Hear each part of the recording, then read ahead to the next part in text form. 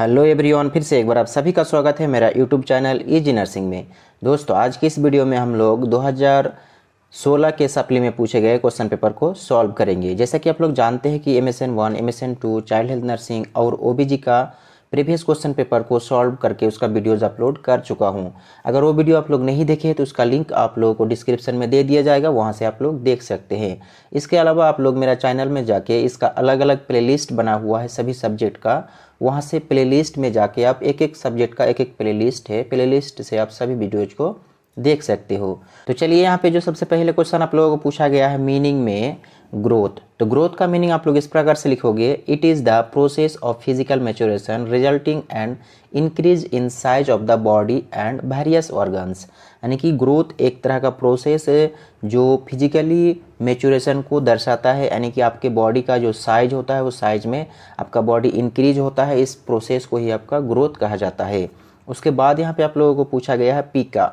पीका का मीनिंग आप लोग इस प्रकार से लिखोगे, craving and chewing substances that have no nutritional value such as ice, clay, soil और पेपर कॉल्ड पीका। यानी कि पीका एक ऐसा कंडीशन है जिसमें पेशेंट क्या करेगा, अनन्यूट्रिशनल फूड को खाना शुरू करेगा जिसमें किसी प्रकार का कोई न्यूट्रिशन पाया नहीं जाता है, जो यहाँ पे एग्जाम्पल में आप लोगों को दिखाया गया है। इसका दूसरा मीनिंग आप लोग इस प्रकार से भी लिख सकते हो, पीका is a eating disorder in which a person Yeats things that is not food. यानी कि यह एक डिसऑर्डर है जिसमें पर्सन यानी कि पेशेंट ऐसे चीज़ों को खाएगा जो फूड नहीं होता है। उसके बाद यहाँ पे आप लोगों को पूछा गया है न्यूनेट। न्यूनेट का मीनिंग आप लोग इस प्रकार से लिखोगे, an infant less than 4 weeks और 4 वीक्स ओल्ड कॉल्ड न्यूनेट।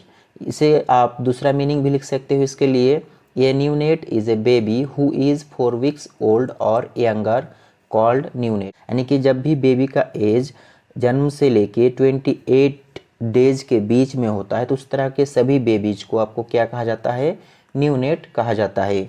उसके बाद यहाँ पे आप लोगों को दिखाया गया है ओटाइटिस मीडिया। तो ओटाइटिस मीडिया का मीनिंग आप लोग इस प्रकार से लिखोगे, inflammations of the middle ear is called as otitis media. यानी कि जो आपका ईयर है, ईयर को मेनली 3 भागों में डिवाइड किया जाता है, आउटर ईयर, मिडिल ईयर और इनर ईयर। तो मिडिल ईयर में इन्फेक्शन होने की कंडीशन को क्या कहा जाता है, आपका ओटाइटिस मीडिया।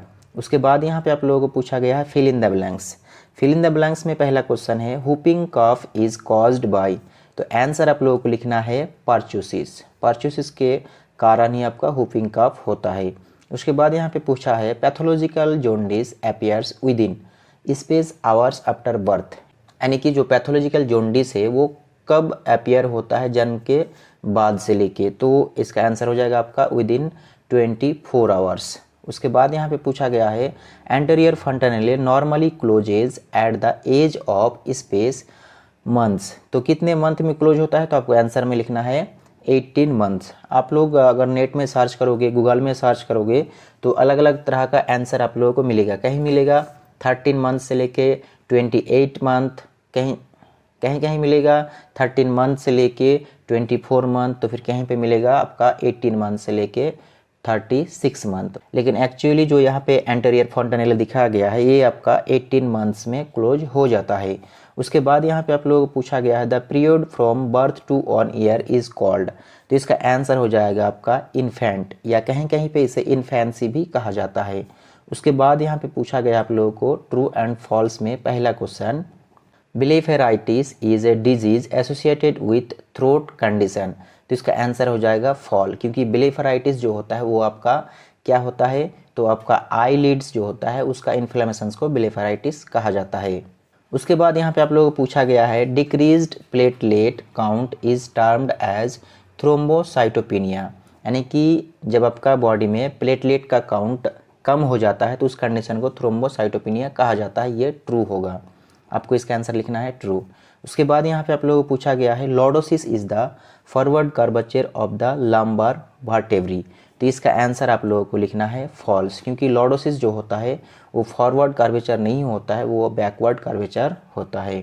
उसके बाद यहाँ पे पूछा गया है decreased calcium level in the blood is called as hypoglycaemia. इसका आंसर हो जाएगा आपका फॉल्स, क्योंकि जब कैल्शियम का लेवल डिक्रीज होता है तो उस कंडीशन को हाइपोग्लाइसेमिया नहीं कहा जाता है, उस कंडीशन को कहा जाता है हाइपोकैल्सीमिया। अब हाइपोग्लाइसेमिया का मीनिंग क्या होगा, तो हाइपोग्लाइसेमिया का मीनिंग हो जाएगा आपका decrease glucose level in the blood, decrease glucose level in the blood called hypoglycaemia. उसके बाद यहाँ पे आप लोगों को दिखाया गया है चूज द करेक्ट आंसर में पहला question, circumcision is the surgical procedure performed for, एक नंबर में आप लोगों को पूछा गया है विलियम्स ट्यूमर, दूसरा नंबर में पूछा है फीमोसिस और तीसरा नंबर में पूछा गया है एक्स्ट्रोफाई ऑफ ब्लैडर। तो इसका आंसर हो जाएगा आपका फीमोसिस। उसके बाद यहाँ पे आप लोगों को पूछा गया है विटामिन सी डिफिशियंसी कॉजेज, यानी कि विटामिन सी के कमी से कौन सा बीमारी होता है।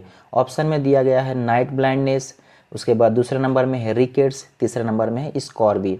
तो यहाँ पे जो नाइट ब्लाइंडनेस होता है ये आपका विटामिन ए डिफिशियंसी के कारण होता है और रिकेट्स जो है ये आपका विटामिन डी डिफिशियंसी के कारण होता है। तो इसका आंसर हो जाएगा आपका स्कॉर्बी।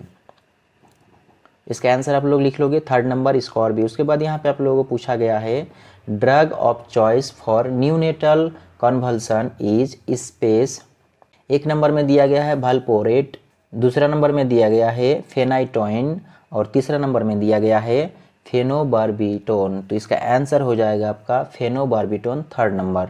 उसके बाद यहाँ पे आप लोगों को पूछा गया है 2015 के एनुअल में पूछे गए क्वेश्चन पेपर। तो दोस्तों आज का वीडियो में बस इतना ही, नेक्स्ट वीडियो में हम लोग 2015 में पूछे गए क्वेश्चन पेपर को सॉल्व करेंगे।